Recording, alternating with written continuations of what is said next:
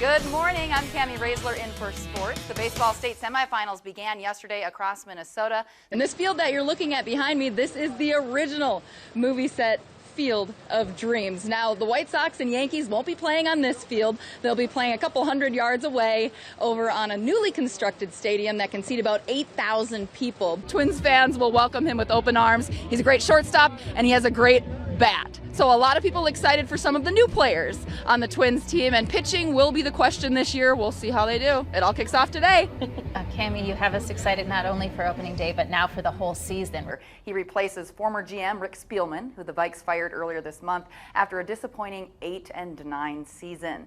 Spielman had been with the Purple and Gold for 16 years. Tonight we begin with hoops. The Minnesota Timberwolves just wrapped up in Game 2 of the first round of the playoffs. They are taking on the Grizzlies tonight. We start things off with a shot I wouldn't recommend at home, but somehow D'Angelo Russell pulled it off. Well, Caitlin, the final 4 games are Friday, with the national championship being Sunday. But the players have already arrived in the Twin Cities: UConn, Stanford, South Carolina, and Louisville, making the trek north.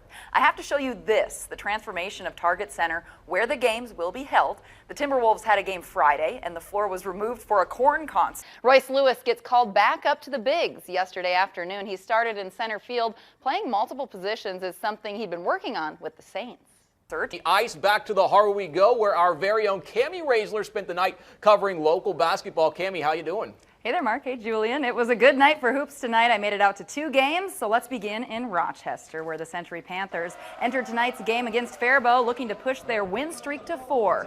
Panthers ball early, a drive and dish here. Sean Wasaki to Ethan Willis for the 3 ball. That will be good. Century would go up 5-0. Same end now. Carter Poncelet goes to the hole, but pulls up short for the quick 2 here. Panthers rolling 7-zip to start the game. Now to girls hoops out in Hayfield. Class A's 3rd-ranked Hayfield Vikings put their perfect 23-0 record on the line against United South Central. Vikings ball against a 3-2 zone. Someone forgets to drop down help side. Natalie Beaver with the bucket. Christofferson with the assist there.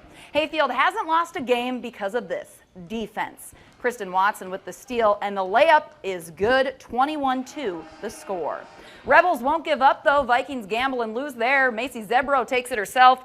Left hand for the quick bucket, and she'll actually turn around and do it on defense.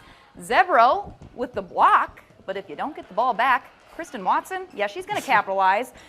Take a look here. Spin move for another 2. 30-point deficit at this point. And we're going to take one more look at Kristen Watson's defense. Mark and Julian, this girl is scrappy. You know she's the girl no point guard wants to go up against. Another bucket for her here. She ends the night with 21 points. Hayfield Vikings beat the USC Rebels 72-20. So a good night on the hardwood. I definitely appreciate that defense. Hayfield Vikings are now 24-0. Guys?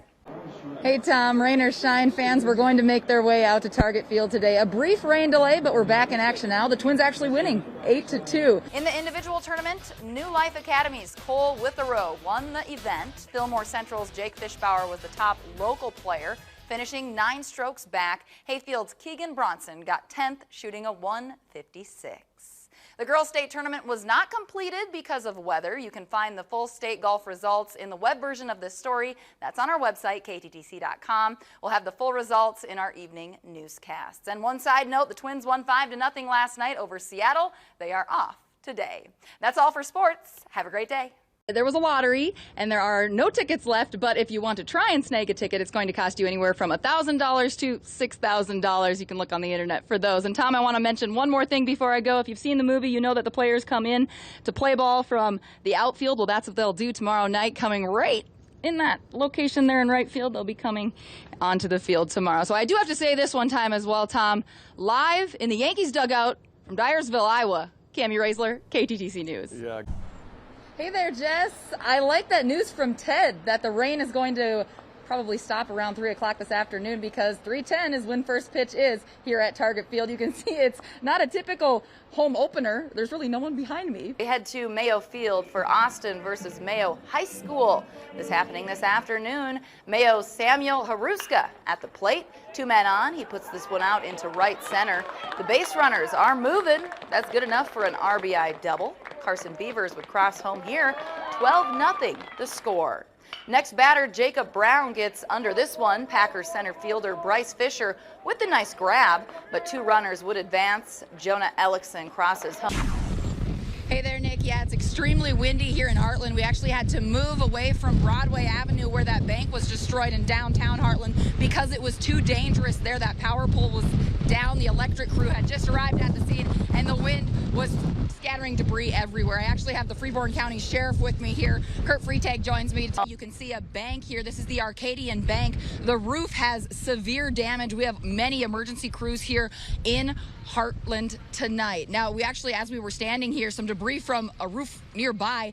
It is extremely windy here. We had some debris flying at us. Right over here, you can see a power pole down. Electricity is out for some. Hey there, Jess. Yes, I'm at the intersection of Highway 14 and County Road 34, and I will say at this hour, Highway 14 is not that bad. We are hovering that freezing point, so we're dealing with some slush and a layer of ice underneath, but Highway 14 has been sanded quite well. Hey there, Kelsey. Yes, a lot of folks waiting in their cars because take a look behind me. You can see no one is in line at this moment. Target opens at 7 o'clock. If you think back maybe 10 years ago, I feel like the lines were pretty packed leading up to a store opening, but times have changed. Things are a little different. But as you mentioned, Kelsey, yes, some folks are waiting in their car, ready to get the best deal of the day on this Black Friday. We actually have some folks over here from Austin waiting in their car for a good deal today. We have Chandler Pratt joining us who's with you today? My girlfriend Morgan and a friend from Alden named Luna. Okay, awesome. Well, why are you guys shopping today? Well, we went to Walmart in Austin. They really didn't have much. TikTok is the craze right now, so I need to know some dance moves. So we have a simple tutorial about a popular dance move. What are you teaching me right now? And those at home, okay? So you basically have your hands out here, and then you have to turn to the side, and then you just bring your arm up, and then down, up, and then down, and then add some hip with it. Add the hip. Okay, watch her do it, not me, because this is how it's done. You can add that to your TikTok routine and get all the likes, right? Celia, thank you so much. How old are you? 10. 10 years old. Perfect, perfect. All right, let's give it up for the Meadowlarks. Thank you so much for joining us again. This is the 68th annual Eagles Cancer Telethon. We have performances all night long into tomorrow. This goes until 4 tomorrow afternoon. Right now, we're going to introduce you to another group, 3 young ladies, all 16 years old. They'll be performing for us tonight. So ladies, you have to tell me your name and where you're from, each one of you. Coming up on KTTC News at 5, a scorcher in southeastern Minnesota and beyond, what you can do to beat the heat. Plus, bipartisan legislation that could help ease the shipping backlog. A senator from Minnesota is leading the charge. Plus, the Biden administration looks to more ways to relieve prices at the pump. Your 5 o'clock news starts now. And it is a First Alert Day. Good afternoon. Thanks so much for joining us. I'm Kamie Roesler alongside Chief Meteorologist Nick Jansen. So again, we need to talk about what is a First Alert Day, Nick. All right, Nick, thank you. The city of Austin has issued a peak alert for today. Austin Public Utilities is currently asking customers to reduce energy usage until 8 o'clock tonight. This is due to the heat today. And the city of Rochester and Olmsted County are teaming up to offer cool spaces for people during this extreme heat. KTTC meteorologist Sarah Gannon joins us live from the weather patio with details. So Sarah, what is the city and the county offering? All right, Sarah, some good tips indeed. Thanks so much. As the country deals with this record heat, don't forget about Fido, or Fluffy. Veterinarians are warning of the dangers of heat and your pets. Temperatures in many areas across the country are forecasted to reach record highs. As you try to keep cool, so should your pets. One veterinarian is giving a warning about what could lead to heat exhaustion or heat stroke with your dog.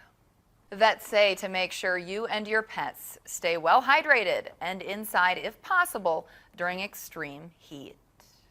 Well, residents and crews in Wisconsin are cleaning up after severe storms barreled through Dane County yesterday. Madison is the county seat of Dane County. The storms ripped roofs off of buildings and knocked down massive trees, sending some toppling onto homes and blocking roads.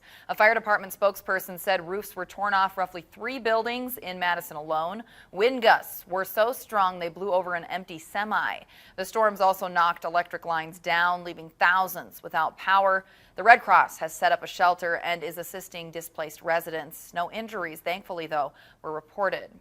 Not the case, though, in Milwaukee. An intense rescue mission continued this morning as a recovery effort after 3 people got swept away in a drainage ditch in Milwaukee. Police say a 10-year-old slipped into the ditch leading into the Kinnickinnick River. 2 adult men tried to rescue the child, but heavy rain and strong wind and a strong current swept all 3 away.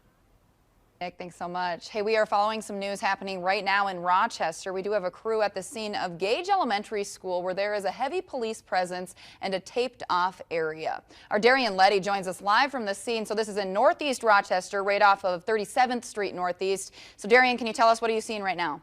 Sports on this Wednesday night. Okay, how do you pull a guy going for a perfect game? I know, 6 outs away. He's Clayton Kershaw. He's going to the Hall of Fame. He could get 6 outs without You know, the ruining Twins his arm. probably would have come back and won. That's probably why they did it. All right. Let's settle down, Kamie. The Dodgers went back to back to back.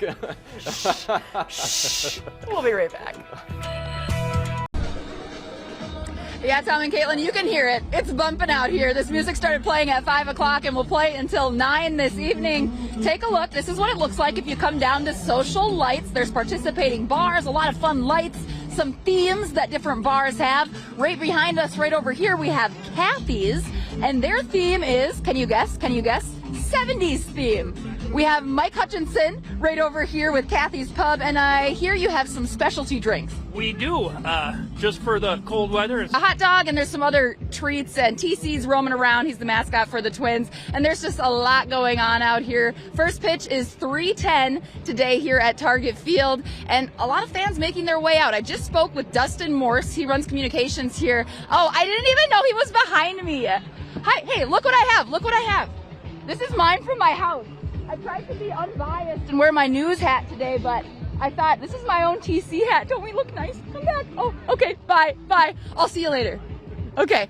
You know, those mascots, they always come up to me and I never noticed. There were people laughing. I was like, I don't know what's going on. No, I lost my train of thought, but I was going to wear this, but I thought I would wear my KTTC hat today, you know, rep Rochester.